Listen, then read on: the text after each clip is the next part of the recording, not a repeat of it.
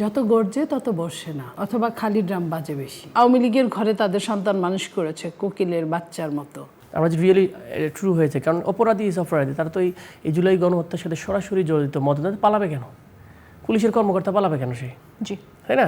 সে তো মানুষের সাথে অবশ্যই সে অবৈধ কাজের সাথে জড়িত। এবং বেনজির সাহেব সম্পর্কে তো হিউজ ডকুমেন্টেশন। সে বাংলাদেশ মানে সব সম্পদ একাই পকেট ঢুকে ফেলছে, এরকম একটা অবস্থা।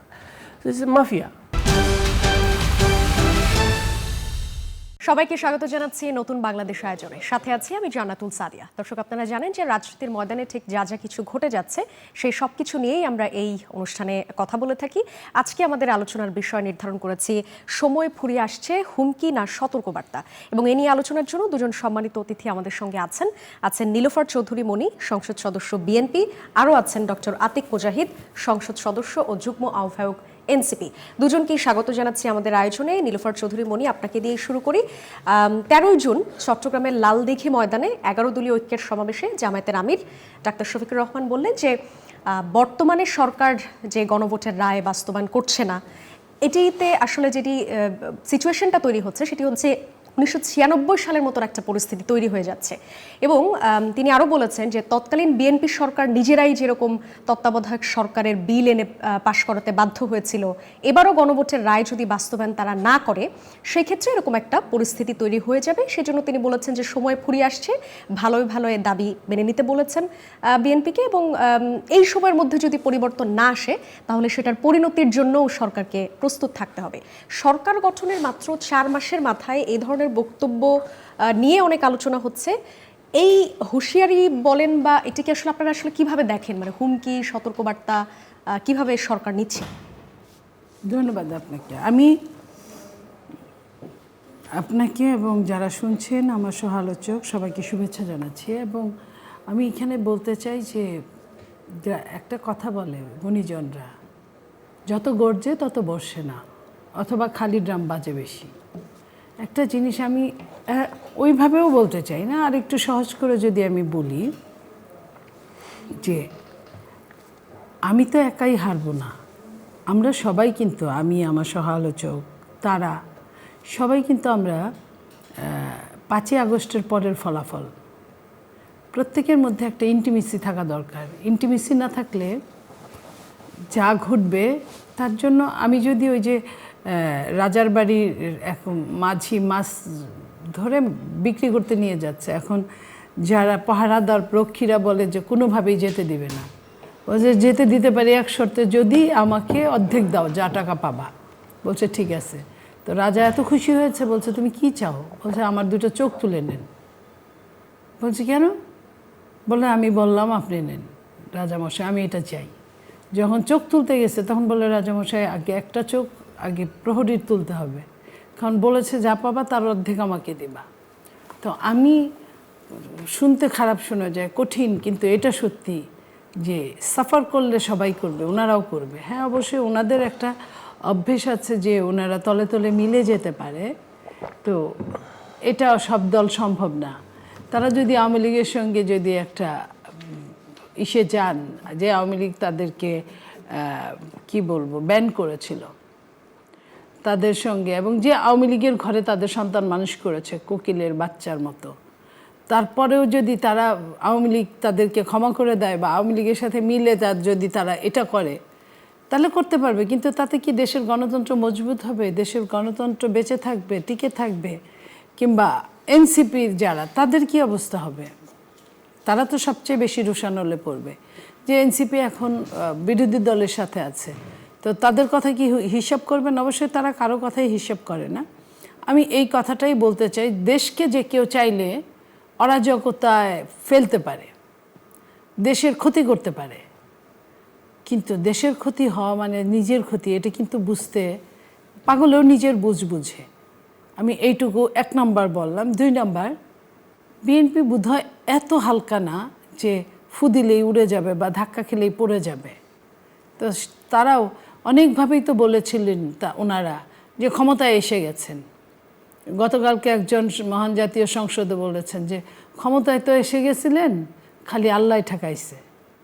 তো ওরকম ওনাদের বলার যে জিনিসগুলো তারা বলে, তারা যেভাবে বিএনপিকে ডে 1 থেকে 5ই আগস্টের পরে ডে 1 থেকে যেভাবে পচানোর ব্যবস্থা করেছে এখন পর্যন্ত, যে চাঁদাবাজ বিএনপি, দখলবাজ বিএনপি, এই সেই অমুক তমুক অনেক কিছু, তারপরেও কিন্তু ঠেকাতে পারেন নাই। 2/3 মেজরিটি নিয়ে বিএনপি ক্ষমতায় এসেছে। তো এই জন্য বলছি যে তারা যে কাজ করে, তারা আর যাই হোক গণতন্ত্রের পক্ষে শক্তি না, তারা তাদের মধ্যে স্বৈরাচার, তারা তাদের ছাড়া কাউকেই চেনে না। সেই হিসেবে যদি তারা গণতন্ত্র না চায়, যদি করে, তারা করতে পারবে। ওই যে বললাম যেটা, যে দেশকে যে কেউ খারাপ জায়গায় নিতে পারে চাইলেই। এখানে আমরা 3 জন আছি, যে কেউ আমি যদি চাই যে একটা ঝগড়া লাগাই দিতেই পারি। কিন্তু আমার যদি মিনিমাম বুদ্ধি থাকে যে আমরা ভালো অবস্থায় একটা টকশো করলে আমাদের যে সুনামটা হবে, আমরা ঝগড়া করলে আমাদের ওই সুনামটা হবে না। হয়তো বা কিছুক্ষণের জন্য ভাইরাল হব, কিন্তু মানুষ কিন্তু আমাদের ধিক্কারও দিবে। তো সেই জায়গাটার কথা যেন বিরোধী দল হিসাব করে, আমি এটাকেই বলবো আপনার মাধ্যমে। জি, কিন্তু মানে আপনারা আসলে যেরকমভাবে বলছিলেন, বর্তমান সরকারের মেয়াদ যেহেতু বেশি না, সেই জায়গা থেকেই আসলে এই আলোচনাটা আসছে যে সরকার ফেলে দেওয়ার মতন তো কোনো পরিস্থিতি আসলে তৈরি হয়নি, যেটি সরকারের ভাষায় 4 মাস বয়স যে সরকারে তাকে ফেলে দেওয়ার যে ভয় দেখায়, আসলে কারণটা কি? এটা যেমন ওই যে বলেন না, যখন প্যারাসিটামলের দরকার ওনারা কুইনাইন খাওয়ায়। যেমন বাংলাদেশের বিপ্লবী ওয়ার্কার্স পার্টির সাধারণ সম্পাদক সাইফুল হক, তিনি যেমন গণমাধ্যমকে সাক্ষাৎকারে এই বিষয়টি নিয়ে বলেছেন যে জামায়াত আমিরের যে বক্তব্যটা, সেটি আসলে এক ধরনের রাজনৈতিক স্ট্যান্ডবাজি। সেই ইস্যুতেই আসলে আপনারা কিভাবে দেখছেন বা কি বলবেন? আমরা সাইফুর রহমান সাহেব আমাদের আপনার জোটের একজন, উনি যেটা বলেছেন তো আমাদের হয়েই বলেছেন, দেশের মঙ্গলের জন্যই বলেছেন। অতএব ওনার সঙ্গে আমার তো দ্বিমতের কোনো কথা থাকতে পারে না। উনি বর্ষিয়ান রাজনীতিবিদ, উনি তো অবশ্যই বুঝেন কি বলতে হয়, কি হয়, আসলে কি হচ্ছে। তো সেই হিসেবে ওই বললাম না যে যত গর্জে তত বর্ষে না। জি, তো তাদের এটা স্ট্যান্ডবাজি বলেন বা আপনার দ্বিচারিতা বলেন, বলতেই পারেন। জি, অনেক ধন্যবাদ। ডক্টর আতিক মুজাহিদ, আপনার কাছে আসি। যেই ধরনের বক্তব্য আসলে আসছে, সেটি কি আসার মতন সময় এখনো হয়েছে কিনা, নাকি এটি আপনাদের, যেহেতু আপনারা জামায়াতের সঙ্গে আছেন জোটে, এটি কি আসলে সম্মিলিত আপনাদের বিরোধী দলের ভাষা, নাকি শুধুমাত্র জামায়াতের বক্তব্য? ধন্যবাদ যারা দেখতেছে, বিশেষ করে আমার কুড়িগ্রামের মানুষজন যে যারা দেখবে তাদেরকে অভিনন্দন জানাচ্ছি। অসংখ্য ধন্যবাদ। একটা জিনিসকে দুইভাবে দেখা যায়, পলিটিক্যালি দেখা যায়, অন্যভাবেও দেখা যায় আর কি, দুইভাবে। তো এখন ওভারঅলি পলিটিক্যাল অনেক ল্যাঙ্গুয়েজ থাকে, যেমন ডিপ্লোম্যাটিক ল্যাঙ্গুয়েজ থাকে, পলিটিক্যাল ল্যাঙ্গুয়েজ, নানা রকম কিন্তু ল্যাঙ্গুয়েজ আছে। একটা ভাষা মানুষ বোঝে যে কোনটা কীরকম করে বলে, দেখবে স্টেজে একরকম বলে, স্টেজের পিছনে একরকম বলে। সো অনেক কিছু কিন্তু পলিটিক্সে দেখে। আমরা সবাই যার প্লেইন একটা ওয়ার্ডকে কয়েন করি এবং ওইটাকে আমরা ডিসকাশনের পয়েন্ট বানাই ফেলি এবং এটাকে আরও নেগেটিভিটির দিকে মুভ করাই, যেটা জুলাই আগস্টের পরে একটা আন্ডারস্ট্যান্ডিং ছিল যে রেসপেক্টের পলিটিক্সটা রিস্টোর করা, যে মানুষের ভিতরে এক ধরনের আন্ডারস্ট্যান্ডিং নিয়ে আসা যে বাংলাদেশের পরিবর্তনে পলিটিক্সের কালচারটা চেঞ্জ হওয়া উচিত। এবং এটা কিন্তু স্টার্ট করেছিল, ডেফিনেটলি দেখলাম যে আমরা আমাদের প্রাইম মিনিস্টার, বর্তমান প্রাইম মিনিস্টার, উনি কিন্তু একজনের বাসায় গিয়েছিল, নাহিদের বাসায়। ইট উইল স্টার্ট ফ্রম, এটা কিন্তু বাংলাদেশের হিস্ট্রিতে কখনো ছিল না, চলো দেখবেন কিন্তু এটা চেঞ্জিং।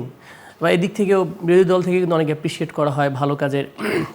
মানে আজকেও কিন্তু পার্লামেন্টে দাঁড়িয়ে আমাদের পানি সম্পদ মন্ত্রীর চমৎকার উত্তরটাকে কিন্তু শাহজাহান চৌধুরী খুব অ্যাপ্রিসিয়েট করেছে। সো এটার মধ্যে তো ডিফারেন্ট মতামত থাকবে, কিন্তু একপাক্ষিক হওয়াটা উচিত না। আপনার যেভাবে হয়েছে আপনার মতো করেই চলবে এরকম তো না, আপনি তো অনেক ভুল করছেন, সেটা তো স্বীকার করতে হবে। সো আমাদের ক্রিটিকের জায়গাটা হচ্ছে যে আপনার সাথে যে সিমটমসগুলো ব্যাড গভর্নেন্সের থাকে, একটা গুড গভর্নেন্স, একটা ব্যাড গভর্নেন্স, সেটার মধ্যে তো করাপশন, নিজেদের নেপোটিজম বেশি থাকে, ধরেন যে জাস্টিস বেশি পায়, ইনজাস্টিস বেশি হয়, একটু অটোক্রেটিক মেন্টালিটি, আমি যেটা বলছি সেটাই বুঝি সব ঠিক, আমাদের কেন সমালোচনা করেন, সমালোচনা করা যাবে না, এই বিষয়গুলো খেয়াল রাখতে হবে। আপনার কেউ সমালোচনা করা যাবে না, সমালোচনার প্রতি নাকি আপনারা কেউ, একটা হচ্ছে ব্যক্তি সমালোচনা আর একটা হচ্ছে গভর্নমেন্টের পলিসি সমালোচনা। যদি গভর্নমেন্টের পলিসি সমালোচনা করে তাহলে you have to accept it, this is democracy. তো ডেমোক্রেসি মেন্টালিটিতে খারিজ করার কিছু নেই। হ্যাঁ, উনি যেটা আমাদের, আমি যেটা বলেছেন, আই ডোন্ট আন্ডারস্ট্যান্ড, উনি হয়তো এটা দিয়ে বলার চেষ্টা করছে আপনাদের শুভবুদ্ধির উদয় হওয়া উচিত। কারণটা কি, আপনি যখন জনগণের ম্যান্ডেটকে ওভারথ্রো করবেন, আপনি তাকে মানবেন না, ওভারটার্ন করবেন, তখন ডেফিনেটলি এটা তো একটা রিয়াকশন তো আছেই। আপনি আমাকে বাই ডেফিনেশন বলেন যে ইলেকশনের আগের অবস্থা আর ইলেকশনের পরের অবস্থা, you understand there is a different logic. বলেছি যে আমরা প্রয়োজনের স্বার্থে, ইলেকশনের স্বার্থে মেনে নিয়েছি, তার মানে আপনি তো জাতির সাথে প্রতারণা করলেন। আগেই বলতে পারতেন যে আমরা কিন্তু মানবই না, তাহলে ভোট হওয়ার পরে বলে মানি না, এখন আমার যার ক্ষমতা দরকার ছিল। তো সে দৃষ্টিকোণ থেকে এটা জাতির সাথে এক ধরনের প্রতারণা হয়েছে। তাহলে আপনি 70% লোক ভোট দিচ্ছে, এটা আসলে আলটিমেটলি গোলটা কী? তো এটার তো সলিউশন হতে হবে। সেকেন্ড, আপনি কথায় কথায় কিন্তু আমরা অনেক কিছু ইস্যু দেখবেন যে আমাদের পুলিশ রিফর্ম হয় না কেন, আমাদের দুর্নীতি কমতেছে না কেন। তো এগুলো তো এটার এজেন্ডার সাথে ছিল অনেক কিছু। তো সবগুলো আমরা যেটা দেখি, একটা হলো যে আক্ষরিক বাহিরের চেঞ্জ, আর একটা হচ্ছে স্ট্রাকচারাল চেঞ্জ, একটা মৌলিক চেঞ্জ বলে। রাষ্ট্র কাঠামো যদি আগের মতোই থাকে তাহলে এই রাষ্ট্রে আমরা জাস্ট ব্যক্তি চেঞ্জ হয়ে যাবে, কিন্তু একই সিস্টেমের মধ্যে থাকবে। আপনি ব্যুরোক্রেসির কথাই বলেন, ব্যুরোক্রেসি কী চেঞ্জ হয়েছে? এই লোকগুলো আগে আওয়ামী লীগ করতে, এখন সবাই বলে আমি বিএনপি করি। What is the change? ওনারা আগে বাজেট বানাতেছেন, এরাই বাজেট বানায়, এখন বিএনপি সাইজা বাজেট বানায়। তো হোয়াট ইজ দ্য চেঞ্জ? তাদের মেন্টালিটি তো চেঞ্জ হয়নি। তাদের যে সিস্টেমে চলতে অভ্যস্ত, তারা এই অভ্যস্তর বাইরে যেতে চায় না। কিন্তু আমরা সাধারণ মানুষটা হোয়াট উই ওয়ান্ট, আমরা চাই যে আমাদের একটা সিস্টেম হোক, যে সিস্টেম সবার জন্য সমান ফাংশন করুক। সবাই তো জনগণের দোহাই দেয়, আমরা জনগণের বিরুদ্ধে গেছে, জনগণের বিরুদ্ধে গেছে। প্রকৃত জনগণের পক্ষে কে, সেটাও তো বলা কঠিন একটা বিষয়। এখন পার্টিশনটা অনেক বেশি। তো সে জায়গা থেকে এটা অবশ্যই একটা অ্যালার্ট যে আপনার বিগিনিংই ঠিক হয়ে যান। সব জায়গায় যদি আপনি আপনার একপাক্ষিক কথা করেন তাহলে কিন্তু রাষ্ট্র ফাংশন করবে। যেমন আবার সেকেন্ড হলো যে আপনার শত্রু মিত্র চিন্তা হবে। উনি যেভাবে বললো যে yes we have communalities in terms of national interest. পার্টিগতভাবে আমাদের দুই ধরনের গভর্নেন্সের স্টাইল ভিন্ন থাকবে, এটাই সেভাবে। আপনার পার্টি তাহলে আমি তাহলে সবাই এনসিপি বাদ দিয়ে বিএনপি করা লাগতো সবার। No, we have different understanding on governance, কিন্তু ন্যাশনাল ইন্টারেস্ট আমাদের এখানে কেউ অ্যাটাক করলে, সেটা বিএনপি হোক আর অমুক দল হোক, আমরা কি ঠেকাবো না? আমাদের বিজিবি যখন যায় একজনকে প্রোটেকশন দেয়, তখন কি চিন্তা করি তুমি কি বিএনপি তখন প্রোটেকশন দেবে, জামাত দিব না? সো ন্যাশনাল ইন্টারেস্ট, আমাদের এই আত্মমর্যাদায় যদি কেউ হিট করে, তাকে আমরা রক্ষা করার জন্য হিট করবো, সবাই মিলে যাব। এইটা একটা কমন জায়গা আছে। সো সেই জায়গা থেকে আমার কাছে মনে হয় যে গভর্নমেন্টকে একটা বার্তা দেওয়া, সো ইউ শুড রিথিঙ্ক। আর সেই বার্তার পাশাপাশি মানে আরো একটা আলোচনা যেটা হচ্ছে, যেমন 96-তে তো জামায়াতের সাথে আওয়ামী লীগের একটা লিয়াজু ছিল সেই সময় বিএনপির এগেনস্টে। তো সেই জায়গায় ধরেন এই আলোচনাটা এখন আসছে যে আওয়ামী লীগকে আবার আসলে ডেকে নিয়ে আসছে কিনা, কারণ এনসিপি তো জামাতের সাথে আছেই। তো সেই জায়গা থেকে আসলে রাজনৈতিক বৈরিতা আছে, স্বার্থের কারণে দুই দিকেরই আছে, কিন্তু তারপরেও মানে আওয়ামী লীগকে, নিষিদ্ধ আওয়ামী লীগের কথাই বলছি, যে তারা কি আবার মানে ধরেন জামাত এনসিপি ভবিষ্যতে এরকম হতে পারে কিনা যে আওয়ামী লীগকে পুনর্বাসন করে বিএনপির আন্দোলন করছে, এরকম কিছু? যেহেতু 96 সালের পরিস্থিতির কথাই আসলে জামায়াত বর্ণনা করছে। আমি আসলে ওইভাবে ওটা বলছি, ওটা হচ্ছে মানুষ আন্দোলন করছে, হয়তো লিডিংয়ে ছিল ওইসব পলিটিক্যাল পার্টি, জামাত বা আওয়ামী লীগ বা অন্যরা ছিল। আই ডোন্ট থিঙ্ক দ্যাট এই ওয়েতে বাংলাদেশে আওয়ামী লীগকে রিলেভেন্ট করতে গেছে আমার মনে হয় না, কারণ আওয়ামী লীগ ডেড কেস। এটাকে রিলেভেন্ট করার জন্য আওয়ামী লীগের কিছু সুপার বুদ্ধিজীবী, কিছু পত্রিকা, কিছু মিডিয়া এটাকে নিয়মিত আলোচনার টপিক বানানোর চেষ্টা করা হচ্ছে। কারণ বাংলাদেশের মানুষ তো রিজেক্ট করে দিয়েছে, তাদের তো রায় দিয়ে দিয়েছে, তারা এখানে নাই। তো এটাকে রিলেভেন্ট করার কী আছে? তো এটাকে সবাই ইউজ করেও তো লাভ নেই। তারা আওয়ামী লীগের ধর্মগত, তার একটা ধর্মীয় আন্ডারস্ট্যান্ডিংয়ের মতো আওয়ামী লীগ, আর আওয়ামী লীগ করে তারা ওইরকমই থাকবে, তাদের কাছে তারা তো কোনোভাবে রিগ্রেট করে না, তাদের ভিতরে রিকনসিলেশন মেন্টালিটি নাই। তারা ইন্ডিয়া থেকে ইন্ডিয়া দিয়ে আমাদেরকে ডোমিনেট করার চেষ্টা করে, খুবই খুশি ইন্ডিয়ান। What is this? তুমি তো ইন্ডিয়ান জিনিস, ইন্ডিয়া থাকো। তুমি যদি বাংলাদেশকে ভালোবাসতো তাহলে বাংলাদেশের বিরুদ্ধে তুমি কথা বলা দরকার নেই, ইন্ডিয়া থেকে বাংলাদেশের বিরুদ্ধে তুমি কথা বলো, তাহলে বাংলাদেশকে তুমি ওন করো না। তো যে মানুষ ওন করো তাদের ব্যাপারে ভেরি কোয়েশ্চেনেবল একটা জিনিস। তো সে জায়গা থেকে আওয়ামী লীগের রিলেভেন্ট করার কোয়েশ্চেন হচ্ছে এনসিপি যেখানে আছে, এনসিপি তো ইম্পসিবল যে কীভাবে আপনি আওয়ামী লীগকে নিয়ে আসে। আপনি অনেক অনেক ধন্যবাদ। আপনি যেহেতু সংস্কারের কথা বলছিলেন, আমরা দেখছিলাম যে সংস্কার এবং সংবিধান সংশোধনের সরকারের প্রস্তাবিত বিশেষ কমিটিতে নাম দেবে কিনা সেই বিষয়ে এখন পর্যন্ত জামায়াতে ইসলামী সিদ্ধান্ত আসলে নেয়নি। জামায়াত কি আসলে আস্থা পাচ্ছে না, বা আপনাদের জোটসঙ্গী কি আস্থা পাচ্ছে না, বা আপনারাও কি আসলে সরকারের এই কমিটিটাতে যাওয়ার জন্য আস্থা পাচ্ছেন না, নাকি কি? আস্থার ইস্যু নাই তো, আমাদের প্রস্তাবনা তো ডিফারেন্ট। প্রস্তাবনা আছে গণভোটের রায় এক্সিকিউট করা, এক্সিকিউট হতে গেলে আপনার এটা যে পদ্ধতি দেবে সেই পদ্ধতিতে মুখ করে সংস্কার, সেখানে তো কমিটিতে যাওয়া মানে আপনি তো সংস্কার সংশোধন, তার ভিতরে আন্দোলন করার দরকার নেই, এটা দ্বিচারিত একদমই কমপ্লিটলি আপনার এটা তো দরকার নেই। তো এটা আমাদের পজিশন, ওকে আপনি সংশোধন করেন আপনার মতো করেন, আমরা তো এটাকে মেনে নেই নাই। আমাদের বাংলাদেশকে রিফর্ম করতে হবে, সো রিফর্মের মুভমেন্ট নিয়ে আমরা আগাচ্ছি, এবং এটার জন্য গণভোট এসে জনগণ রায় দিয়েছে। সো সেটা আমরা এটা নিয়ে থাকবো, এটা নিয়ে কথা বলবো আর কি। সো কমিটি যাওয়ার ব্যাপারে ভেরি স্ট্রং, ক্লিয়ার একদমই, কেউ এখানে জয়েন করবে না বিরোধী দল থেকে, এনসিপি তো প্রশ্নই আসে না। জি, অনেক ধন্যবাদ। নীলফার চৌধুরী মনি, আপনার কাছে আসি। যেটি আসলে বিরোধী দলের কাছ থেকে অভিযোগ আসছে যে জনদাবি বা গণভোটের রায়কে আপনারা প্রত্যাখ্যান করছেন, এই বিষয়ে সরকার আসলে কি ভাবছে? দেখেন, সরকার যা ভাবার তা স্পষ্ট বলে দিয়েছে যে আপনার যেটা ভোটের কথা বলছেন, গণরায়ের কথা, সেটা আসলে লিগ্যাল না, সেটা হয় না, আপনার আইন মানতে গেলে হয় না। আর যেটার জন্য ওই ভোটটার দরকার ছিল সেটা কিন্তু কাজটা হয়ে গেছে। মানে 133টি অধ্যাদেশের ম্যাক্সিমামই আপনার পাশ হয়েছে, যে কয়েকটা আছে সেটাও চুলচেরা হিসেব করে পাশ করবে বা পাশ করবে কি না, কতটুকু পাশ তো করবেই, অ্যাডভান্স বা বিযোজন সংযোজন কতটুকু হবে সেটা নিয়ে আলোচনা করবে বলেছে। আর যেটা নোট অফ ডিসেন্ট ছিল যেগুলোতে, সেগুলো আবার আলোচনা হবে। যদি সংখ্যাগরিষ্ঠ ভোট পায় তাহলে পাশ হবে, সংখ্যাগরিষ্ঠ ভোট না পেলে পাশ হবে না। তো তাহলে কি হলো, জুলাই সনদের যে ভেতরের কাজগুলো সেগুলো হয়ে গেছে। জুলাই সনদ আমরা মানি, এটার বাইরে আমরা যেতে চাই না, কিন্তু যে গণভোটটা, সেই গণভোটটা দিয়ে তো এটা হবে না। প্রথমেই আমরা এটা নিয়েই কথা বলেছিলাম, প্রথম থেকে আমরা এটাই বলছি। এখন যেটা সালাউদ্দিন সাহেবের কথা তারা বলতেই পারে, সালাউদ্দিন সাহেব কিন্তু স্পষ্ট যা বলার উনি বলেছেন। ওই সময় ইলেকশন ছাড়া আমাদের কোনো আর গত্যন্তর ছিল না। একটা নির্বাচনকে সুস্থভাবে হতে দেওয়ার জন্য আমাদের চুপ থাকতে হয়েছে বা আমাদের এই কথাগুলো বলতে হয়েছে। তো সেই কারণটার জন্য আপনার মনে করেন যে আমি যদি বলিও, লাইক আমি বললাম আপনার আইনে নাই, আইনের বাইরে আমি যেতে পারবো না, আমি যেহেতু আইনের ভেতর দিয়ে এসেছি, আমার আইনের বাইরে যাওয়ার মতো কোনো অবস্থা নাই। এটা পারতো কারা? গণ অভ্যুত্থানে যারা নেতৃত্ব দিয়েছিল ওই 3 দিন, যে 3 দিন সরকার ছিল না, গণ অভ্যুত্থানের মধ্যেই দেশটা ছিল, সেই 3 দিনে চাইলে অনেক কিছু করতে পারতো, কিন্তু তারা সেই দিন করে নাই। তো এরপরে যখন একটা সিস্টেমে আপনার 106 ধারার ভেতর দিয়ে আসতে হয়েছে, তখন কিন্তু সংবিধানকে আপনার ফেলে দিলে চলবে না, সংবিধানকে আপনার মেনে কাজ করতে হবে। তো সংবিধানে এটা নাই, তাহলে কিভাবে কাজ করবে? এখন যেটুকু সংবিধানে আছে সেটা অধ্যাদেশগুলোকে কিভাবে আপনার স্থায়িত্বকরণ করা যায়, সংশোধনী আনা যায়, এই জায়গাগুলো বিলগুলো পাশ করতে হবে। সেগুলোর ম্যাক্সিমাম বিল পাশ হয়েছে, যে 2-1টা হয় না সেগুলো ভীষণ ইম্পর্টেন্ট, এবং এই ইম্পর্টেন্টের জন্য বলা হয়েছে যে আরও বেশি বিশদভাবে আলোচনা করতে হবে। তাহলে তো হয়েই গেল, এখানে তার গত্যন্তর কিছু থাকলো না। অথচ তারা দেখেন একটা গণভোটের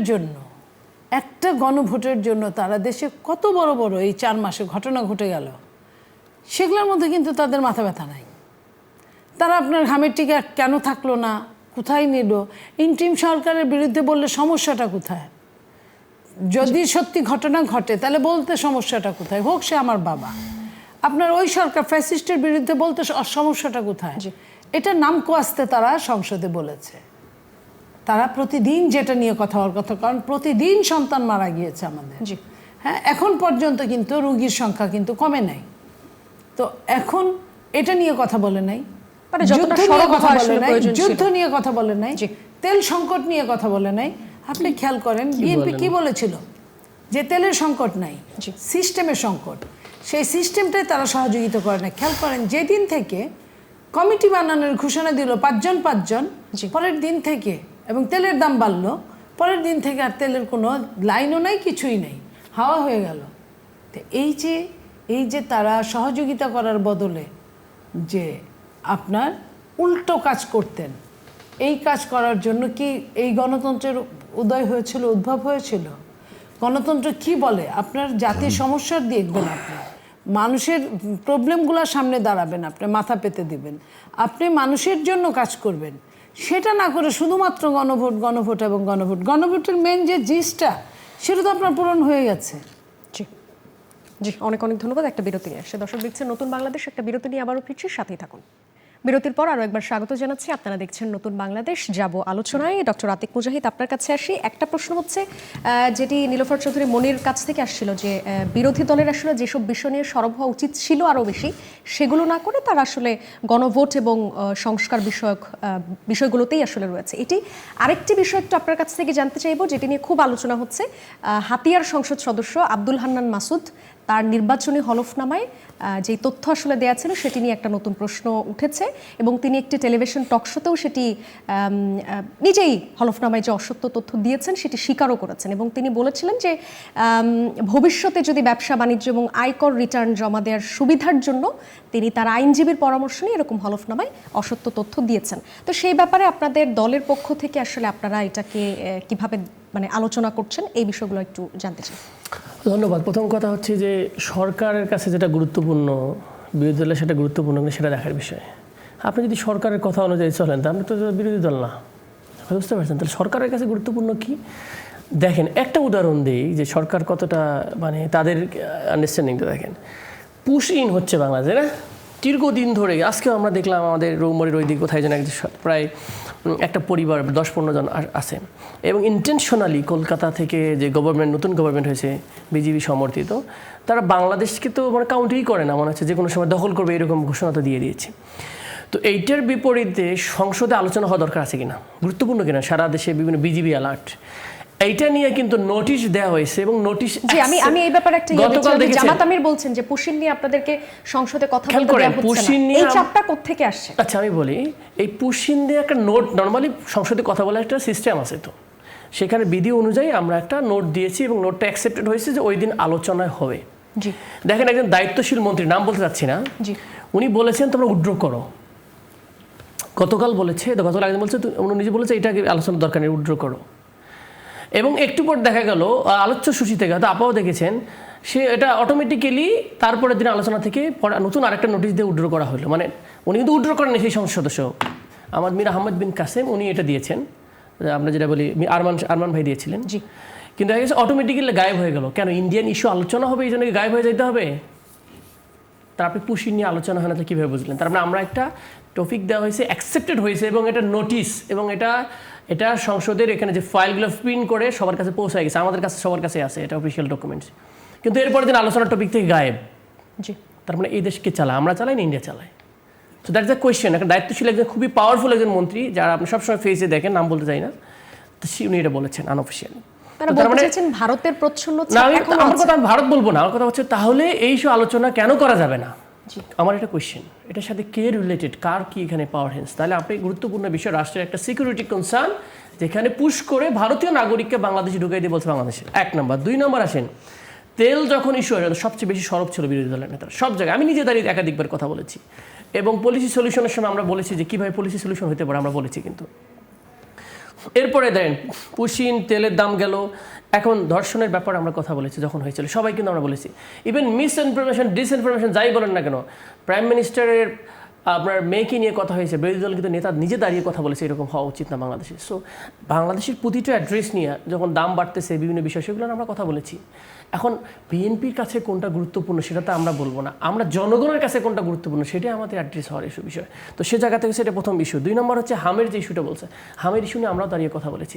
আচ্ছা, একটা এত কথা বললো, সরকার থেকে একটা ইনভেস্টিগেশন কমিটি, সংসদীয় কমিটি করা যাইতো না? তো দেখেন তো ঘটনাটা কি, যে টিকা কেনার ব্যাপারে কথা আছে, এটা অথেন্টিসিটিটা কি, একটা বিভাগীয় কমিটি করা যাইতো না?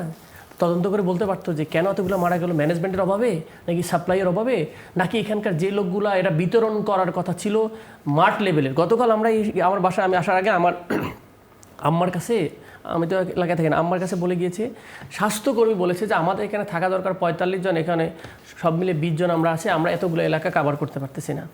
তার মানে এই যে অনেক ইস্যু আছে, সেগুলো তো আমরা বের ফান্ডিংসগুলো পাইতাম যে কেন এটা দেশব্যাপী এই জিনিসটা আকার ধারণ করেছে। তাহলে ব্লেম গেমের পাশাপাশি আমাদেরকে অবশ্যই একটা রাইট গেমও খেলা দরকার ছিল, যেটা দিয়ে ইনভেস্টিগেশন পিওর একটা ইউনুস কেন, হুএভার ইট ইজ, যে ব্যক্তি সিস্টেম ভায়োলেট করবে, বাংলাদেশের সম্পদ তছরূপ করবে, যে ব্যক্তি অন্যায় করবে, দুর্নীতি করবে, তার পক্ষে তো আমরা দাঁড়ানোর কোনো অপশনই আসে না, যেই হোক না কেন। আপনাকে এটা স্পষ্ট করতে হবে। 3 নম্বর যেটা আপনি বললেন, সংস্কার ইস্যু, যেটা একটা গুরুত্বপূর্ণ ইস্যু কিনা। একটা জিনিস দেখেন, এখন আপনি ইনস্ট্যান্ট একটা পানি খাইলেন, কিন্তু আপনি যে পানিটা খেয়েছে ফিল্টার করে খাইলেন সাপোজ, কিন্তু আপনি ফিল্টার করে পানি খাইতে সব মানুষই ফিল্টার করে খাইতে পারবে? তাহলে মেজর সংস্কার হলো যে পানি উত্তোলন করার সময় আমার এমন একটা জিনিস লাগবে যেটা যেন আমার ভালো পানি চলে আসে। তো রাষ্ট্রের তো আপনি ইনস্ট্যান্ট কোনো রকম একটা সত্তাল মেলে, ঠিক আছে আমরা এখন সংস্কার করবো না, আমরা এখন পুলিশটাকে এই চেঞ্জ করে দিলাম, সেই চেঞ্জ করে দিলাম, পুলিশ এখন ঠিক হয়ে গেছে, হবে? তাহলে মেজর একটা রিফর্ম লাগবে, একটা সিস্টেম লাগবে, আপনার প্রসেস তৈরি করতে হবে যে রাষ্ট্রটাকে রাষ্ট্র হিসেবে ফাংশন করে, যেন কোনো দলীয় প্রতিষ্ঠান না হয়। যেমন আপনার কোয়েশ্চেন চলে আসছে, ইসলামী ব্যাংকের কথায় ধরেন, এই ব্যক্তিকে ঠিকই সারাই দিলেন, কিন্তু ব্যাংকটার একটা যে ক্রেডিবিলিটি হারাই ফেললেন, মানুষ বহির্বিশ্বে একটা নিউজ হলো, আপনাদের ভিতরে ইন্টারনাল সম্পর্ক নষ্ট হয়ে গেল, তো একটা রাষ্ট্রের মধ্যে অনাস্থা তৈরি হলো, আস্থার জায়গা থেকে অনাস্থা তৈরি হয়ে গেলো সব জায়গায়। দলীয় ব্যক্তি, আপনি যদি ধরেন যে আমি একটা জেলা পরিষদের কথা বলেন, সব জায়গায় এক সিটি আমরা জেলা পরিষদে আপনি বিএনপি নেতা দিলেন, যতগুলো উন্নয়ন সংস্থা বলে যে আমরা রংপুর উন্নয়ন কর্তৃপক্ষ, ম্যাসিভ আকারে। আমরা এটা আগে যে প্র্যাকটিসটা দেখতাম, বিএনপি হোক আর আওয়ামী লীগ বা অন্য দল হোক, তাদের সমর্থিত ভালো যোগ্য লোককে বসায় দেওয়া হতো, নট পলিটিক্যালি ডিরেক্ট ম্যান আগে দেওয়া হতো না। এই কালচারটা কখনো ছিল না। এবং যেটা হয়েছিল যে এগুলো তো খুব আর্টিফিশিয়াল জিনিস, জেলা পরিষদ তো খুব বেশি হাইলি কোনো জিনিস না, এটা একটা আর্টিফিশিয়াল একটা বানাইছে এর সাথে সময় অল্প কিছু বাৎসরিক কিছু বরাদ্দ দেয় যে মসজিদ মন্দিরের জন্য, এটা খুব কিছু ফাংশনাবল না। ফাংশনাবল হচ্ছে উপজেলা এবং হচ্ছে ইউনিয়ন পর্যায়ে এগুলো কাজগুলো করতো, কিন্তু সেটাকেই এখন হাইলাইট করা হচ্ছে বেশি অবাত্র, কারণ হচ্ছে কি এটা দিয়ে সারা দেশকে আবার পলিটিক্যালি নিয়ন্ত্রণ করার একটা মাধ্যম হয়ে দাঁড়িয়েছে আর কি। 3 নম্বর আপনি হান্নান মাসুদের কথা, হান্নান মাসুদের ইস্যুটা রাশেদের ইস্যু, রাশেদ সারাদিন একটা ব্যক্তিকেন্দ্রিক লাগে না তিনি তো টেলিভিশন টক শোতে আমি এই বিষয়ে যেহেতু অবগত না, আমি আপনার কাছে প্রথম শুনলাম, সেটা আমরা দলীয়গতভাবে এটা আলোচনা হয়নি, যেটা যেভাবে লিগ্যালি সেভাবে আলোচনা হবে সেটা আর কি। একটা মানুষ বললো সাথে সাথে একটা এমপি গিরি চলে গেলো, এই ধরনের অনেক বিষয় আছে। অনেক এমপিতে এখনো আসেনি আমাদের পার্লামেন্টে, আমরা তাদের ব্যাপারে কথাই বলি না। আসলাম চৌধুরী সাহেব এবং আরও কয়েকজন এমপি তখন আমি অনুপস্থিত আমাদের এখানে। আমাদের 297 জন নির্বাচিত, সম্ভবত আরও 3-4 জন, আমাদের মির্জা আব্বাস সাহেব আসেনি এখনো, অনেকে তো আসেনি। সো ইস্যুগুলোকে শিফটিং করে জায়গা মতো যাওয়া হচ্ছে না আর কি। সো এটা হলো আমার। না ধরেন এটি আসলে কে অভিযোগ করলো তার ইস্যুটা বলছি না, মানে ধরেন যার সম্পর্কে বলা হচ্ছে তিনি নিজেই টেলিভিশন টক শোতে এসে স্বীকার করেছেন, সেই জন্য বললাম যে আপনারা আসলে দলীয় জায়গা থেকে আসলে আপনারা আলোচনা করবেন কিনা। অনেক ধন্যবাদ নীলুফার চৌধুরী মনি, আপনার কাছে আসি দুটোই বিষয়। তবে শুরুতে একটু জানতে চাইবো যে জামায়াতে আমির শফিকুর রহমানও আসলে বলছিলেন যে পুশিন নিয়ে সংসদে আলোচনা হওয়া প্রয়োজন, কিন্তু কোনো একটা প্রচ্ছন্ন চাপ আসলে আছে এবং এই বিষয়টা উত্থাপন না করার জন্য তাদেরকে অনেক চাপ সৃষ্টি করা হচ্ছে। এই চাপটা আসলে কারা সৃষ্টি করছে? দেখেন, ওনারাই ভালো বলতে পারবে, যে যারা এই কথাটা বলছেন তারাই বলতে পারতেন যে চাপটা কারা সৃষ্টি করছে, কারণ তারা কেউই কিন্তু অবুঝ না। যেমন ডক্টর আতিক মুজাহিদও বললেন, তারা মাননীয় সংসদ সদস্য, জনগণের ভোটে নির্বাচিত হয়েছেন। তো সেই জায়গায় তারা কেন ক্লিয়ার করেন না, এটা তো আপনি আমাকে জিজ্ঞেস করতে পারেন না। যিনি অর্ধেক কথা বলেছেন তার কাছ থেকে আপনারা পূর্ণ কথাটা নেবেন। জি, অনেক ধন্যবাদ। আরও একটা ইস্যুতে একটু আপনার কাছ থেকে ছোট্ট করে জানতে চাই, সেটি হচ্ছে খুব আলোচনা হচ্ছে এবং পত্রিকায় রিপোর্ট এসেছে বগুড়ায় প্রতিমন্ত্রী শাহে আলমের 2 ছেলে এবং পৈতৃক বাড়ির নামে 3 ইউনিয়ন গঠন, এবং এটি নিয়ে বিস্তর একটা রিপোর্ট এসেছে। এই বিষয়ে আপনার কাছ থেকে একটু ছোট করে আপনি আমার কাছে যদি জানতে চান, আমি যেখানে ছিলাম মহান জাতীয় সংসদে আমার সহ আলোচকও ছিলেন, শাহ আলম নিজেই এটার আনসার করেছেন। শাহ আলম যে আনসারটা করেছেন, আমি তো একজন বাদী বা বিবাদী, নিজে যেটা আনসার করেন আমি তো সেটাকেই ধরবো। উনি বলছেন যে এটা কাকতালীয়, এইটা আমার ছেলের নামে হলে তো মীর হতো, সেরকম কিছু না, এটা কাকতালীয়ভাবে হয়েছে। এটা এই নামে তো আরও অনেকগুলো উপজেলা আছে, ইউনিয়ন আছে, সীমান্তে বাজার আছে, দিগন্ত টেলিভিশন আছে। উনি কিন্তু জাতীয় সংসদে দাঁড়িয়ে এই বক্তব্য রেখেছেন এবং মাননীয় স্পিকার বলেছেন এটা সরজমিনে তদারকি করার জন্য উনি বলবেন, সংসদকে বলেছেন উনি বলবেন, এটা খোঁজ খবর নিয়ে এসে তারপরে জানানো হবে ঘটনা কতটা সত্য। অনেক অনেক ধন্যবাদ। আর বাইরে বলার আমার কোনো অপশনই নাই, কারণ যেহেতু উনি বলেছেন বিষয়টি তদন্ত যেহেতু হবে বলতে পারতাম। জি, অনেক অনেক ধন্যবাদ। একটা বিরতি নিয়ে আসছি, দর্শক দেখছেন নতুন বাংলাদেশ, একটা বিরতি নিয়ে আসি, সাথেই থাকুন। বিরতির পর আরও একবার স্বাগত জানাচ্ছি, আপনারা দেখছেন নতুন বাংলাদেশ। যাব আলোচনায়। নীলুফার চৌধুরী মনি, আপনার কাছে আসি। আমরা দেখছিলাম যে বেনজির আহমেদের যে আটকটা সেটি আসলে সরকারের নয়, এটা ইন্টারপোলের কৃতিত্ব। এই বিষয়টি বলেছেন জামায়াতের আমির ডাক্তার শফিকুর রহমান, এবং তিনি বলছেন যে তার বিরুদ্ধে রেড অ্যালার্টও তো বর্তমান সরকার জারি করে নাই, এবং মানে যেই অর্জনটা আসলে বাংলাদেশের হলো সেটি পুরোটাই আগের সরকারের। সেই বিষয়ে আপনার একটু মন্তব্য শুনতে চাইছি, এবং বেনজির যে দুবাইয়ের কারাগারে থাকবেন নাকি তাকে আসলে দেশে আনা হবে সেটিও জামাতের আমির তো বিরোধী দলের প্রধান, উনি বিরোধিতা করবেন, এটাই উনার কাজ, ঠিক আছে। আমি সংসদের বক্তব্যকে আবারও নিয়ে আসছি। কালকেও উনি ছিলেন সংসদে, মাননীয় স্বরাষ্ট্রমন্ত্রী বলেছেন এটা পুলিশের কৃতিত্ব, উনি দিয়েছেন। কারণ খবর দেওয়া নেওয়া, পুলিশ তো গোয়েন্দা সংস্থারও কাজ করে, আপনারা জানেন। সেইখান থেকে তথ্য নেওয়া, কবে আসতেছে, কিভাবে আসতেছে, এইভাবে রেড অ্যালার্টে গেছে, আগে সরকার দিয়েছে, ঠিক আছে। আগে সরকার তো তারপর আর চেষ্টা করেনি। আগে সরকারে যদি এত কৃতিত্ব দেন, তাহলে আপনার ডিবি হারুন অ্যারেস্ট হয়েছিল, আমরা দেখেছি টেলিভিশনে। তারপরে আমরা ডিবি হারুনরে কোথায় খুঁজে পেলাম? বিদেশে, আমেরিকায়। আরাফাত অ্যারেস্ট হয়েছিল, আমরা দেখেছি টেলিভিশনে, সমস্ত মিডিয়ায়। তারপরে আরাফাত এখন কোথায়? কোনো ইউরোপে বা আমেরিকায় বা কানাডায়। তারপরে আমরা পররাষ্ট্রমন্ত্রীকে অ্যারেস্ট হতে দেখেছিলাম। পররাষ্ট্রমন্ত্রী কোথায়? তারা ইন্ট্রিম সরকারের সঙ্গে যারা খাতির যত্ন করেছিল তারা কিন্তু প্রত্যেকেই কোনো না কোনো পাশ দিয়ে বের হয়ে গেছে। আপনার পররাষ্ট্রমন্ত্রী সাবেক, উনি কি বলছেন, 8 মাস পরে উনি বের হয়েছেন, ওনার ওয়াইফ ওনাকে 5টা সিম চেঞ্জ করে ওনার ওয়াইফ ওনাকে বের করে নিয়ে গেছেন। তাহলে কিভাবে সম্ভব সেই হলো? ইন্ট্রিম সরকারের লোকজন কি আঙ্গুল চুষছিল তখন? তারপরে আপনার ওবায়দুল কাদের কিভাবে বের হয়ে গেল, তাকে কে বের করে দিল? তো এই জিনিসগুলো কি আপনার মনে পড়ে না? যদি এটার ক্রেডিট নিতে যান তাহলে ওইটা ডিসক্রেডিট হিসেবে ওনাদের কি জেলে যাওয়া উচিত না? এই এত বড় বড় শীর্ষ, আমি সন্ত্রাসী বলবো বা শীর্ষ লুটপাটকারী বলবো বা শীর্ষ গণতন্ত্র ধ্বংসকারী বলবো, তাদেরকে ছেড়ে দিতে দিল কিভাবে তারা এতগুলো মানুষের চোখ এড়িয়ে এয়ারপোর্টের মাধ্যমে বিমান দিয়ে তারা কিভাবে গেল? তাদের নামে, তাদের তো চেহারা চেঞ্জটা বড় কথা না, ধরেন আপনি দাড়ি রাখছেন সেটা বড় কথা না, আপনার পাসপোর্টে তো দাড়ি রাখা নাই। জি, তো পাসপোর্টটা তো এলিগেশন দেওয়া, তাই না, যে এটা নিষিদ্ধ, এটা দিয়ে পার হতে পারবে না। তাহলে কিভাবে পার হলো? তাহলে ইন্টারিম সরকার সেদিন সেই এটা নিক না কেন? সেটার জন্য তাকে শাস্তির জন্য সে রেডি হয় না কেন? এবং জামাত ইসলামের আমির সাহেব এটা কি বলতে চাচ্ছে? তার মানে কি আমরা যে বলি জামাত দিয়ে 58 মাস সরকার চালিয়েছে, দেশ চালিয়েছে, এই ক্রেডিট দেওয়ার মানে কি সেই ক্রেডিটটা উনি নিতে চাচ্ছে?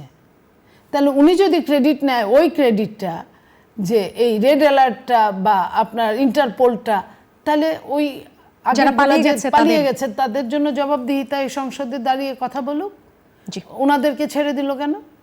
জি, অনেক ধন্যবাদ ডক্টর আতিক মুজাহিদ। আপনার কাছেও এই বিষয়টা নিয়েই আসবো। বেনজিরের আটক সরকারের নয়, এটা ইন্টারপোলের কৃতিত্ব, যেটি বিরোধী দল মানে আপনাদেরই জোট সঙ্গী বলছে। এই বিষয়টা নিয়ে আপনার মন্তব্য একটু শুনতে চাই। এখন ক্রেডিটের চেয়ে বড় দায়িত্ব হলো যে আমরা দেখব সরকার যদি আন্তরিক হয়, তাকে নিয়ে নিয়ে আসলে বুঝবো যে আসলে সরকার এই ব্যাপারে আন্তরিক। বেসিক্যালি উনি যেটা বললো একদিক দিয়ে ঠিক, সেটা হচ্ছে যে গভর্নমেন্টের তো আসলে ইনস্টিটিউশনের উপর ডিপেন্ড করে গভর্নমেন্ট দাঁড়ায় থাকে। তা পুলিশ যদি এটা নর্মালি পুলিশের থ্রোতে যেতে হবে, যে গভর্নমেন্ট থাকুক না সেই গভর্নমেন্ট যদি আন্তরিক হয় তখন তারা লেটার পাঠায়। হ্যাঁ, লেটারটা তো আগেই পাঠানো হয়েছে, ট্রু। আপনি ইন্টারিম গভর্নমেন্টের সময় পাঠিয়েছে, হ্যাঁ, ইন্টারিম গভর্নমেন্ট যেগুলো ইন্টারিমের সময় যেগুলো লোক বাইরে চলে গেছে সেগুলোর ব্যাপারে অবশ্যই অ্যাকাউন্টেবল হওয়া উচিত। তো এটা আমরা তো অ্যাকাউন্টেবল হলে দেখতে পাবো যে আমাদের অনেক এজেন্সির লোকজন এসে জড়িত থাকতে পারে। সবাই তো আমরা দেখলাম যে অনেক সময় অনেকে গিয়ে আর্মির এখানে আশ্রয়স্থল নিয়েছিল, হ্যাঁ না, 519 জনের নাম পেলাম, তারা কোথায় গেলে ব্যাপারে কোনো কথা হয় না, কেউ কথা বলে না। খেয়াল করেন, পুলিশের অনেকে পালিয়ে গেলো, যেটা বলে ট্রু। তাহলে কীভাবে গেল, তাদের অ্যাকাউন্টেবল করা দরকার ছিল। আমরা যে রিয়েলি ট্রু হয়েছে, কারণ অপরাধী ইজ অপরাধী, তারা তো এই জুলাই গণহত্যার সাথে সরাসরি জড়িত। মদত পালাবে কেন? পুলিশের কর্মকর্তা পালাবে কেন সে? জি, তাই না? সে তো মানুষের সাথে অবশ্যই সে অবৈধ কাজের সাথে জড়িত। এবং বেনজির সাহেব সম্পর্কে তো হিউজ ডকুমেন্টেশন, সে বাংলাদেশ মানে সব সম্পদ একাই পকেট ঢুকে ফেলছে, এরকম একটা অবস্থা। মাফিয়া। সো তাকে অ্যারেস্ট করে আমরা এখন দেখি গভর্নমেন্টের আন্তরিকতা দেখলে বুঝতে পারবো যে কার ক্রেডিটবাজি করে লাভ নেই। আমরা চাই অপরাধীরা পানিশমেন্টের আন্ডারে হোক। সো বিরোধী দলের জায়গা থেকে আমরা এটা বলতে পারি, ইয়েস, ক্রেডিট তো যে কেউ নিতে পারে, অনেক কিছু কাজের একটা প্রসেসের মাধ্যমে হয় না, ক্রেডিটের বিষয়টা তো আসলে বিরোধী দলের পক্ষ থেকেই, সেজন্যই এই প্রশ্নটা। না, বিরোধী দল ডেফিনেটলি ট্রু, তো ওটা তো বলতে হবে যে এটা তো এই গভর্নমেন্ট থেকে করে না, অনেক আগের গভর্নমেন্টের ফোর্স ছিল, তারা হয়তো অ্যারেস্ট করেছে। এখন এই গভর্নমেন্ট 4 মাসের মধ্যে তারা তো নোটিশ পাঠায়নি, এটাও ট্রু। বা এই গভর্নমেন্টকে দ্রুত বলছে তাদেরকে পাঠিয়ে দাও। তো এখন এই গভর্নমেন্টের অ্যাকশন দেখবো, যদি বলেন রিয়েলি অনেস্ট তাদের দাবির ক্ষেত্রে, তারা বলবো যে তারা অ্যারেস্ট হয়েছে, তাকে নিয়ে আসেন সিরিয়াসলি নিয়ে আসার পরে আমরা বুঝতে পারবো যে দে আর রিয়েলি, আমরা will give the credit, no problem. যদি তারা নিয়ে আসতে পারে, will give the credit, ready to give. জি, অনেক ধন্যবাদ দুজনকে আমাদের অনুষ্ঠানে থাকবার জন্য। দর্শক, আপনারা দেখছিলেন নতুন বাংলাদেশ। এতক্ষণ যারা সঙ্গে ছিলেন সবাইকে অনেক ধন্যবাদ।